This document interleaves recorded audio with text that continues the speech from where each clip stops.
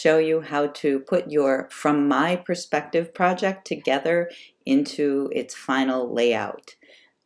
So you have a highlight of your best 5 edited pictures, and you give the viewers some kind of a clue as to, what you were trying to get across by naming it, and also by the order that you put it in, especially if it is kind of telling a story, or if it is linear, trying to tell the viewer something. Okay, so first we're at photopea.com. We're going to New Project. Okay, up at the top you're going to put your name. I'm actually going to borrow Kiana Vasquez's pictures today. She did a fantastic job on her project. And so I am going to use Kiana's name. Kiana Vasquez. And she still has to do hers too. Okay, Kiana Vasquez. And this is From My Perspective. So it's FMP. And we're going to put final. Okay. So your first and last name, FMP, abbreviation for From My Perspective, and final. We're going to go to inches, and we're going to put it on a 16 by 20 document, and that is because our biggest paper is 16 by 20, and if we were to print this, we would want to print it out nice and big so you can see all 5 pictures really well. So width 20, height 16, and the DPI is always 300 if we are going to print it out. We'll start with a white background. Push create. Okay, so now that we have our document, the next thing is to drag our pictures onto the document. So they have already been edited and they're ready to go. She has saved them as JPEGs, and I have downloaded them onto my desktop over here. So I'm going to open the folder, and I'm going to I can either drag them all in one at a time, or I can highlight them all and drag them across and load them in. Okay, so now they're one on top of one another. They also are very small because, she's probably taking the pictures with her phone, which is not a huge image compared to like a DSLR camera. So right now there's a bounding box around this. I'm going to push the X to get out of that, and then I can pull this over, and I'm going to arrange my photos first. Right now I'm on the Move tool, and I also have Auto Select checked off so that when I point to a picture, if you notice over here, we have this one selected, but if I point to this picture, it automatically jumps to the correct layer. Okay, so I'm going to kind of bring them all out just so I can see them. This is my favorite of hers, right here with the cat looking at this snail. She did from her cat's point of view. So maybe I'm going to start with the picture of her cat. Okay, this seems to make sense next, okay, because it's looking through the grass and exploring. Okay, it moves a little, maybe over here. Put the spider web over here, and then the picture of the cat with the snail here. Now I can, it's possible that you highlight one of your best images and make it bigger, or you can simply make them all the same size. I'm going to tighten this arrangement up a little bit now, bring it in a little closer, because I'm going to enlarge them all together. Okay, so something like this. Okay, so the next thing I need to do is make them bigger and keep them proportional. So I'm going to select the very top layer here, and I'm going to go to my keyboard and hold the Shift key down. Okay, hold the Shift key down, and then I'm going to click on the last layer with a picture. Don't click on the background layer, the last layer with a picture. You can see this selected everything in between. All right, now the next thing is to go to Free Transform. So we go up to the menu bar, we're going to go to Edit, and we will go to Free Transform. Now we get the Free Transform box around all of the pictures. Okay, to enlarge them, I'm going back to my keyboard, hold the Shift key down, use my arrow tool and make this larger. Remember to only go from the corners. Oops, I didn't grab the box there. There we go. And I want to make them as big as I can, you know, so that the pictures are highlighted and we can see the details. So I might move them around a little bit now.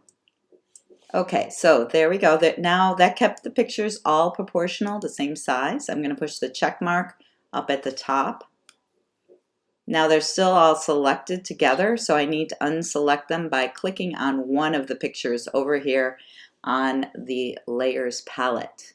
I'm still on auto select, so now I can kind of rearrange these and maybe bring this one up. Maybe I'm going to go to this one and enlarge it separately. So edit, free transform, hold the shift key, make this one a bit bigger.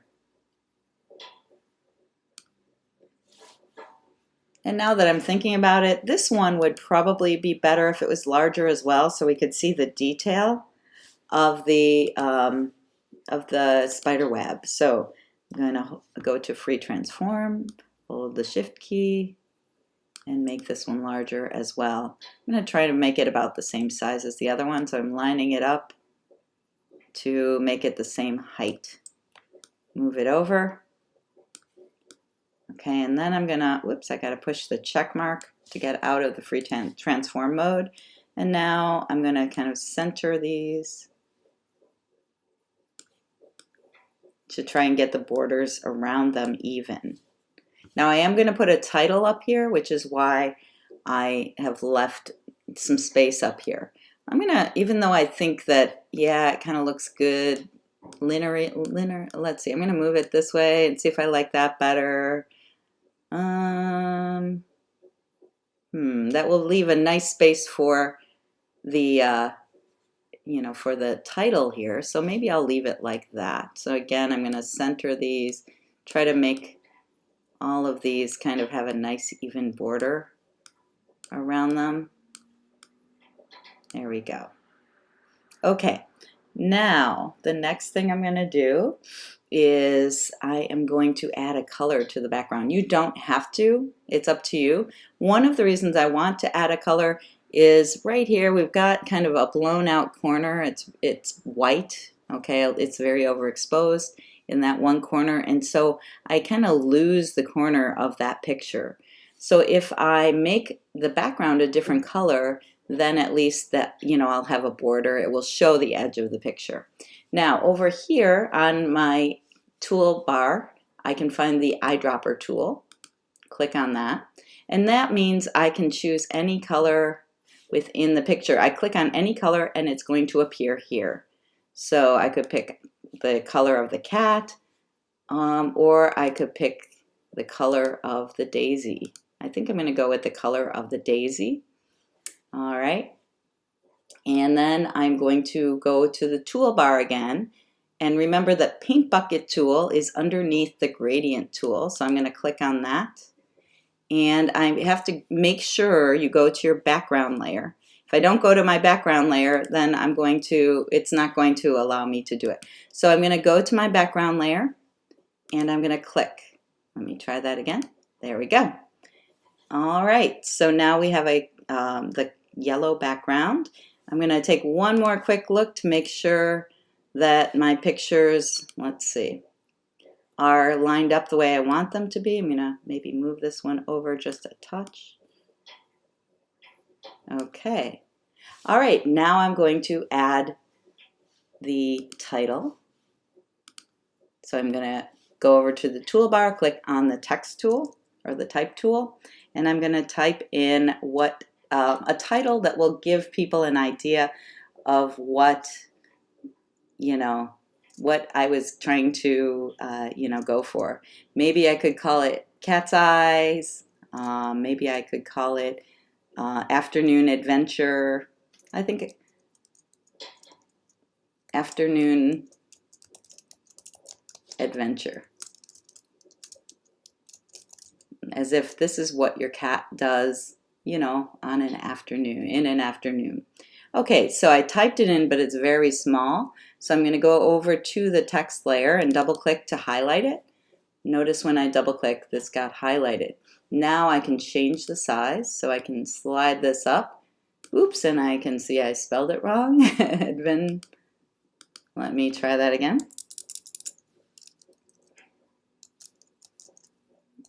Okay, and I'm going to double click. That's the easiest way to highlight it. I actually want it to be bigger, so I'm going to highlight the size number here, make it 300, and then check. Okay, and I'm going to double click again, and I'm going to look for a different font that maybe is a little bit more fun. So let's see. I'm going to try this Diggory Doodles. Okay, now that's a little too big, so I can go down. Okay, we'll only go to 150 with the slider, so I'm going to go with 200 and see how that looks. Okay, that's nice. That fits very nicely. And if you would like to put your name, we're going to go to the type tool again, and this time click down here, and I'm going to put Kiana's name, Kiana Vasquez. Okay, and I'm going to make I want to make her name just smaller, a little smaller. I don't want it to be quite as big as the title.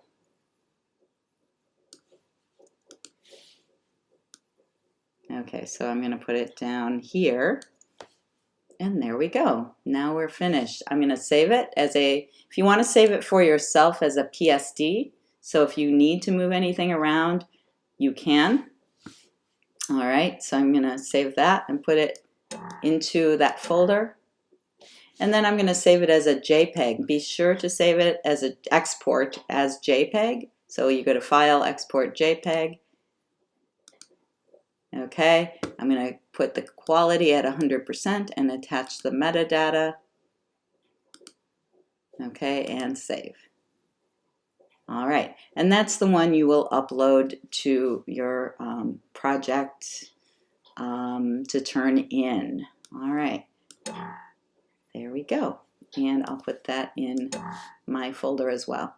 All right, so that is it for the layout. There will also be a questionnaire on forms that you need to fill out, in which you explain which choice you did for this From My Perspective project. You need to describe what point of view each of the pictures is from, the physical point of view. So for example, this would be, from the ground looking straight forward.